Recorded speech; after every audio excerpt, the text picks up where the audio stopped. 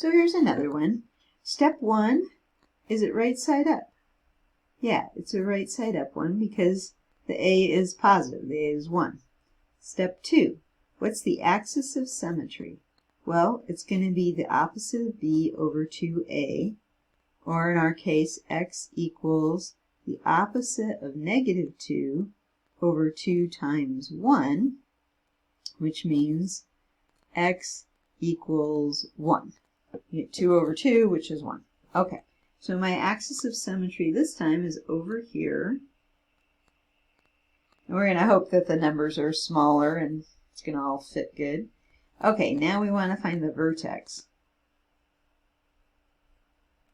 By the way, on the last video, the answer in the book is wrong, and I'll just point that out. Okay, so let's see, we know that x is 1, and now we have to find f of 1.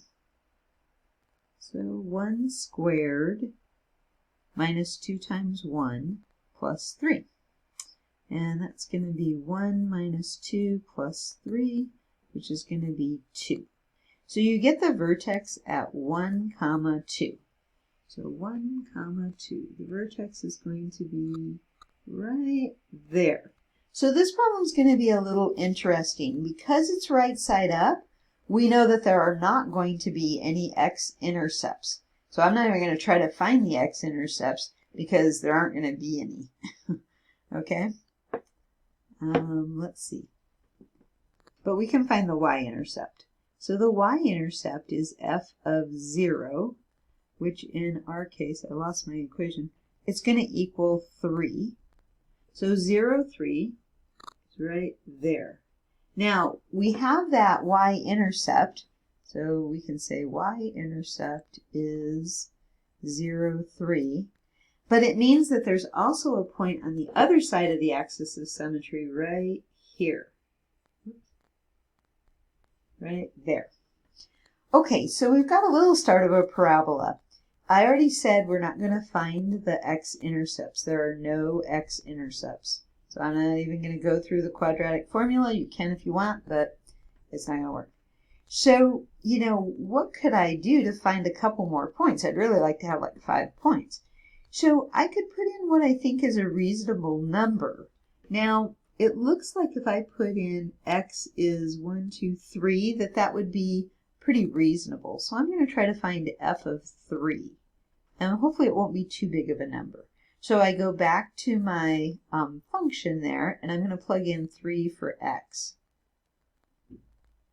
Now you might be saying, where'd you come up with that 3? So I'll go over that again.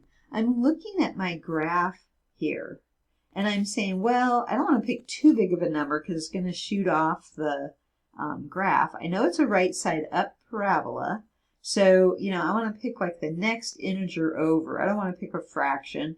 So I'll pick, I've got the point at when x is 0, when x is 1, when x is 2. So let me pick x equals 3. Now you might be saying, well, why didn't you pick x to be negative 1? I could have done that. I just thought it'd be easier to work with a positive number. Okay, so I get 9 minus 6 plus 3. And then I'm going to get 3 plus 3, which is 6. So I get another point, 3, 6. Okay, so let's graph that point. 3, 6, 1, 2, 3, 4, 5, 6. So it's right there. Oh, this thing. 1, 2, 3, 4, 5, 6. So right there.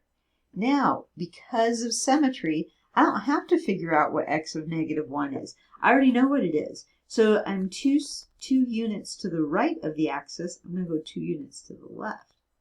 And then that's going to give me a point right there. Now I have 5 points, and that's good enough. I'm just going to draw the parabola. You could keep finding more points if you wanted to, but I would probably stop there.